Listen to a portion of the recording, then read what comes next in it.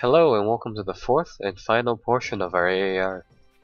Ever since the beginning of the game, we've been accumulating some of these victory conditions that have just come into effect. It looks like we're fairly close to our victory objectives, and I hope that we will be able to finish during this round. But first and foremost, we have a few things to settle. First and foremost, I want to refit my spaceports into large spaceports. At the moment we're running with small spaceports with only 4 construction queues and a very small amount of shielding and weaponry to defend themselves. With the ever-growing empires, our victory may be at stake with our tiny spaceports and their insufficient weaponry or shielding. Another thing that we have to look at this game is our ship designs. So far we have been running with cheap, fast hit-and-run assault vessels that are meant to board the enemy. However, with our focus being on collecting planetary tariffs, I've decided to buff up our ships. I'm going to remove some of the unnecessary parts of our ships, such as the overabundance of thrusters, and I'm going to add more shielding and a few more weaponry to our systems. We're going to go in and upgrade our ships with more shielding while just smoothing out some of the rough edges that may be apparent. For example, one of my ships was running with 3 reactor arrays, something that was unneeded due to the excess power output it would put out.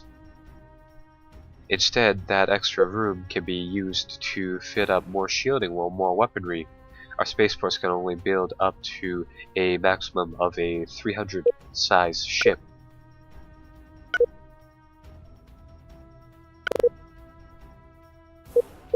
I do the thing from our destroyer model too. For the destroyer, I noticed that we had 2 assault pods for the destroyer, and although it would be handy in boarding situations, our gameplay is more or less focused on attacking with these destroyers. I don't see a point in keeping these assault pods anymore, so I get rid of them. Like I said earlier, we do have to keep our ships under that 300 size cap. Over time we might be able to increase the cap using technology. However, for the moment it looks like we're going to have to build a separate hull design for our destroyers. Don't worry though, our original designs were saved, so if we were to come back to them, we could switch instantaneously. Another big priority is the addition of fuel cells onto our ships. It looks like we've already secured our little cluster of the universe, so during our expansion process we're going to have to need more fuel bays. In addition, let's take a look at the technology tree. For our weapons setup, it looks like we're mostly using missiles, and I really don't see the point in switching to another weapon at the moment. For our energy shielding needs, it looks like we are already taking a look at enhanced reactors. We might as well also take advanced shielding as well. Another thing that we had to upgrade is our fuel storage bays. We're going to buy this technology as well so that we can hopefully store a little more fuel.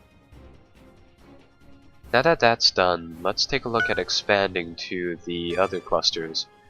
We're going to be aiming to expand into the Kamuri Expanse in the other southern cluster.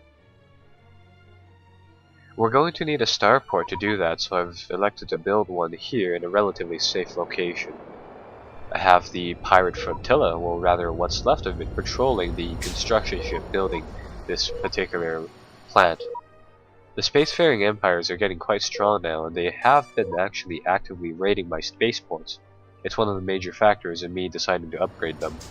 We've been making money year after year, so I think that the maintenance costs will be absorbed by our profits. With the bigger spaceports, another thing we can do is use the automate function on a large number of ships. For the most part, we can automate individual destroyers and frigates to actually accomplish these victory objectives for us. The territory, the population, and the economic goals can all be accomplished by automated ships roaming around the universe. For now, let's focus on one of the objectives that require our attention. It looks like my other fleet is doing something on its own. For now, let's get the pirate flotilla to attack this hidden mining facility. This should be fairly simple. It's only a lightly defended mining colony. We can gain some income from this along with the victory objective.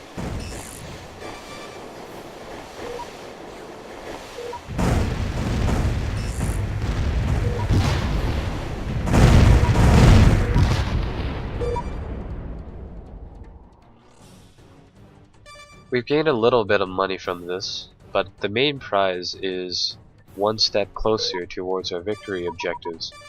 For now, let's go find another mission, get our ships refueled and ready while we bid for another contract. I'll see if we can find one against one of our pirate foes.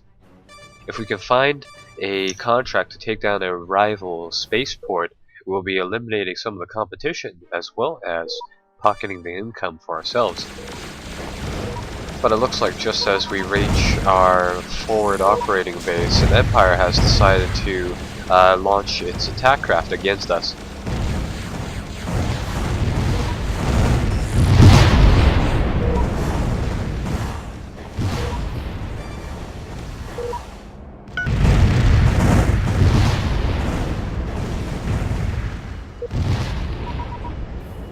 It looks like the empires are becoming more and more prevalent.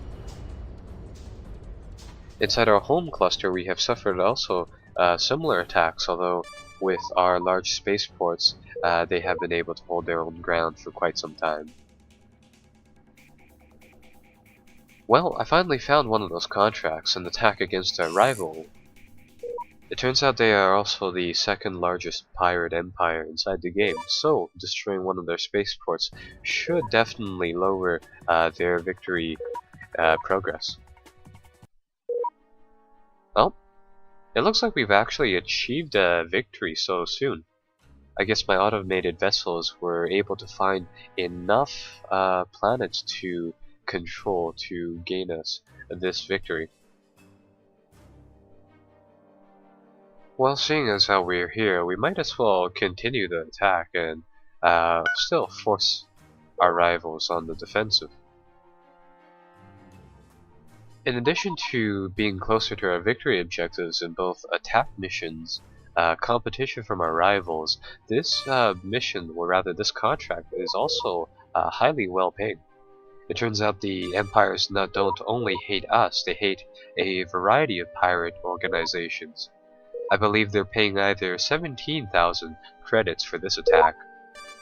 An earlier contract I saw actually paid up to 70,000 per successful raid against one of their spaceports.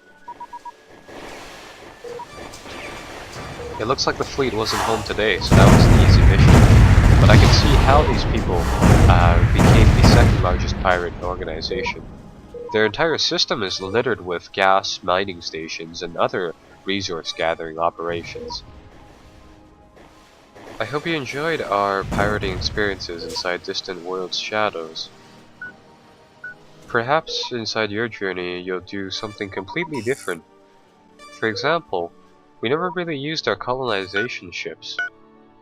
Perhaps in another playthrough we would have been able to accomplish our other goal of producing a spacefaring empire/pirate faction hybrid.